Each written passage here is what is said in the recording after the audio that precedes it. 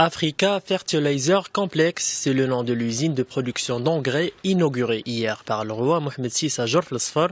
Cette unité vise à accompagner la croissance des marchés africains à travers leur approvisionnement en engrais. La nouvelle usine a nécessité un budget de 5,3 milliards de dirhams. Elle est composée d'une unité d'acide sulfurique, d'une autre d'acide phosphorique, d'une unité d'engrais, d'une centrale thermoélectrique en plus de différentes infrastructures de stockage pouvant accueillir 200 000 tonnes d'engrais, soit plus de 2 mois d'autonomie. L'usine permettra la création de 380 emplois durant la phase d'exploitation.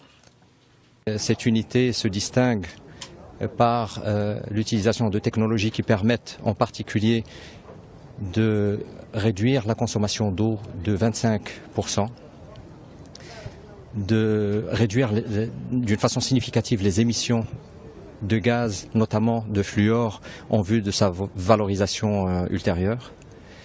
Et cette technologie permet aussi de produire 15% de plus d'énergie électrique en la récupérant de nos process industriels.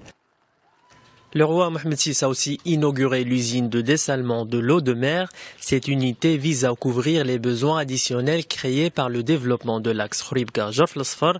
La première phase du projet a nécessité 800 millions de dirhams d'investissement. Elle est composée d'une unité de pompage d'eau de mer, d'une unité de pré-traitement d'eau de mer et d'une unité d'ultrafiltration qui permet d'éliminer les particules ultra fines. À terme, il serait de 75 millions de mètres cubes par an. Ce qui est important, ce qui est énorme. C'est pratiquement, tout chiffre arrondi, on serait sur 2 fois une ville comme la ville de Rabat. Alors, dans une première phase, ça va être 25 millions de mètres cubes. Ça va permettre bien sûr une autonomie de l'OCP en ce qui concerne ces process donc d'industrie des engrais et des phosphates d'une manière générale.